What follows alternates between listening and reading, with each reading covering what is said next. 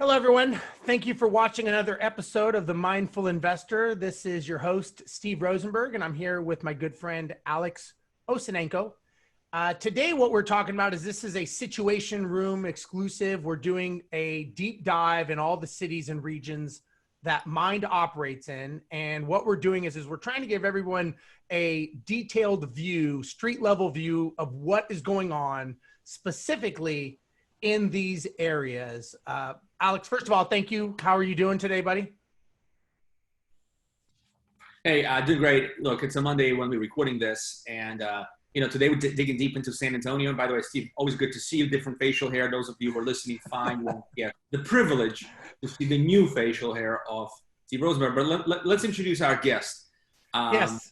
So today we have Rosie Martinez, who is our portfolio manager for the San Antonio market, Central Texas area, as we call it.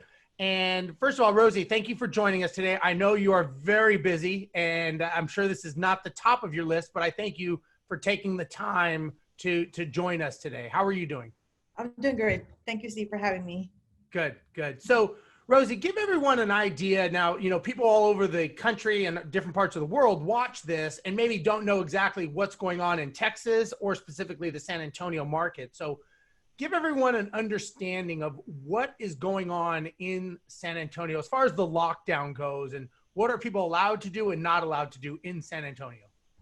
Okay, so according to the city officials, right now it's just that they just have implemented a stay home, stay safe, which means you can only go to work if it's an essential part of your job that you must do that. Otherwise, you need to stay home. They're implementing that you wear masks, that you sanitize your hands, that you don't go out unless it's absolutely necessary. They want everybody to stay home, stay healthy, stay safe. So that's where we're at right now. It's just the stay home, stay safe ordinance that we have right now. And Rosie, you talked about, sorry, Steve, just a quick kind of a on the street view for those of us who are not in San Antonio. Rosie, you mentioned, you and I talked about a few seconds ago, you're actually made to the office today. And we are, property management is essential services, so we're definitely part of this essential sector, right? But what do you see on the streets? Like, what is the traffic like versus the usual or pre-COVID? Traffic-wise, the traffic is slow. So that was pretty easy for me to get to the office. The building is pretty much on lockdown, so only people that work in the building can come in, and no outsiders. So I'm in an office where it's secluded. It's just me in here, so I'm fine. But I did take precautions and did wear my gloves and my mask when I came into the office building. Now, Rosie, are you seeing, are a lot of businesses basically just shuttered and shut down? Is that, because I know in Houston, that's very much the case, and California is in complete lockdown. Obviously, there's no tourism. San Antonio is a huge tourism market. That's not happening. But what about businesses? What are you seeing as far as that goes in the city? Business is pretty much closed to the public. They're only doing curbside right now. They're not completely closed. They're just, if you want to order something, if you need meals just everything's drive-through and curbside at the moment. So nothing is open to the public where you can just sit down and have a nice dinner. Okay. What percentage would you say, and I don't know if you know the answer to this, of Mynd renters, residents that rent from Mynd, what percentage would you say are in those worlds that are in the shutdown phase that are not working? Ooh, I want to say at least 50 to 60%. Really? Are in that, yes. Yeah. Wow. I can share some delinquency numbers. We got this Mynd ticker that we're putting together. So the Situation Room is out, by the way, those of you who are watching. For both residents and owners, related information, you go to mynd.co, mynd.co, and under Knowledge Center, there's a Situation Room link, and that's where all of this show and a bunch of other resources are all gathered. But we're putting together what we call a Mynd ticker, which is essentially a real-time data on what's happening from the leasing as well as delinquency and new management agreements perspective. Like this week versus trailing 12 months average. And just so, Steve, just to make this interesting, the data as of April 5th. Okay. I don't have specifically, we haven't broken out specifically into San Antonio, but we have between Houston, Dallas, and San Antonio, central market. Right now, the delinquency difference is only 1%. In other words, it's not delinquency. Delinquency is about 17.83%, but usually by this time, on average, it's 16.44%. So the difference is only 1% right now. Huh. And just to give you a perspective, Bay Area is 9% difference between what we usually see and what we see today. In Texas, right now, in Central, right now, it's only 1% difference.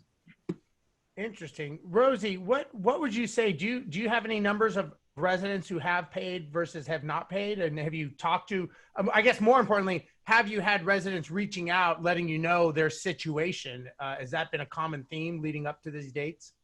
Actually, I've only had maybe like a couple of residents that have reached out that want to make a payment plan, because they either work for a school district or they work in a job that they just, they're out of the job for right now. So, but they have offered and they come up wanting to make a payment plan. So it's only been a couple though. Okay, well that's good. How is the communication going with owners?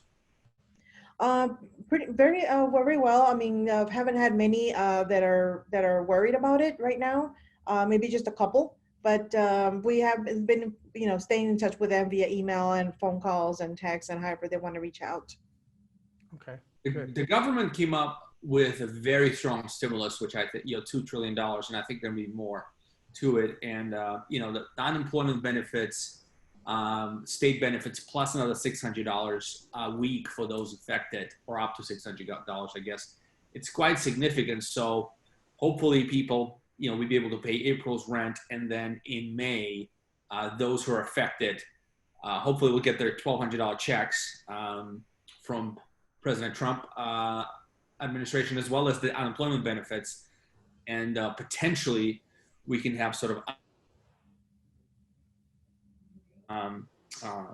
renters paying rent, landlords paying mortgage, and so on and so forth. But what I've also personally have seen is for landlords, for people who own rental property and personal residences, most banks offer payment plans as well, or forbearance. Steve, have you heard, or Rosie, have you heard anything about forbearance? And is anything specific going on in San Antonio regarding mortgage forbearance?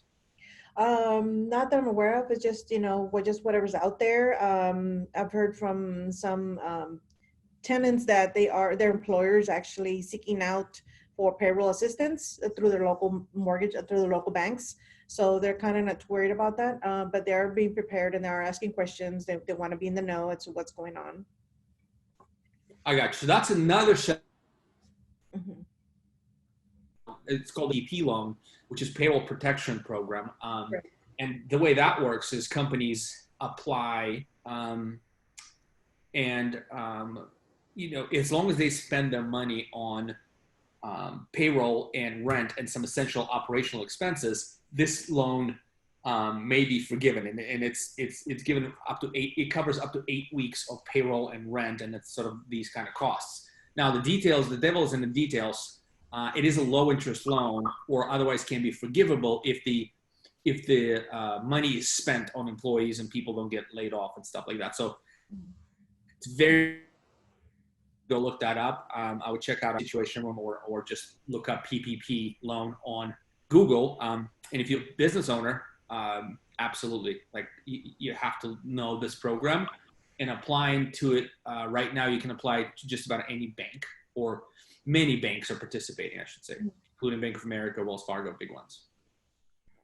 Rosie, are you doing anything that needs to prepare for the next month, for May? Is there any conversations starting with that, or is it more of a let's get through April and then we'll figure out May after? Yeah, so we are right now we are being prepared.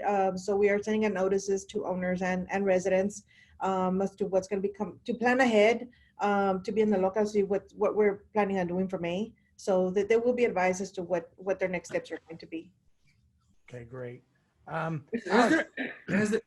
Sorry, Steve. Rosie, has there ever been a time similar to this one in disaster or any sort of emergency, any kind of a thing that you've personally experienced as a property manager in the past that is similar to this in some way?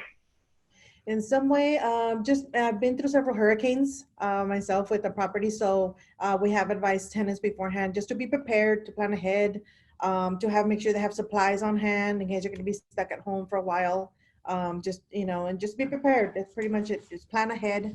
What we encourage the tenants to do that. Rosie, what are you doing as far as maybe people renewing their leases and stuff like that? Are we, what the policy now, at least in San Antonio, are we just not doing that? Or are we just holding what we have? What's the position?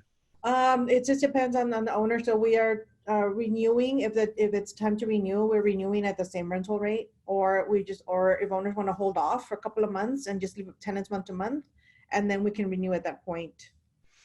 Also, regarding San Antonio is a big tourist area. Right. And so there's a lot of Airbnbs and short-term rentals. What are you seeing on that side? What as far as vacancy goes, have you heard any numbers regarding that? I haven't, but I assume they're going to be very, very low. I mean, being that there's no tourists right now, I mean, what are you really doing here? So it's exactly closed. Do you hear from some of the owners who own short-term rentals that may be interested in converting to long-term? Have you heard any buzz around that yet? I haven't. I did have a chat with one owner that I'm trying to get him to come cross over, but they're just like, they're gonna wait, until this epidemic passes by, because they can't afford it. They're the type of investor, but they have thought about it. So it's in the works. I mean, I haven't had too much movement on there. I think as time goes on, if this is over in a couple weeks, maybe not. If this goes on for a month or two, because even if the epidemic is over and they let people go back, that doesn't mean people are going to go on vacation right away. Correct. So this could be 4 or 5 months and then the season may be over. Mm-hmm. So now all of a sudden that vacation window may be gone. So you may get people, as this carries on a little bit further, I think this may become more of a viable option for short-term rental people now as this evolves and depending on what we see from here. Rosie, I know you're busy, so we don't want to take up too much of your time. Is there anything else that you think people should know about or should think about as far as this goes? Just to stay safe and healthy and plan ahead, and then just take care of everybody, take care of themselves, and we'll get through this epidemic together. Very true. Very true. Well, Rosie, thank you so much for your time. Alex, as always, I appreciate your ability to give me a couple minutes of your day. It's always pleasurable as I get to talk and see your face as I'm starting to look like you now, growing a beard. I don't know about the hair, but we'll see.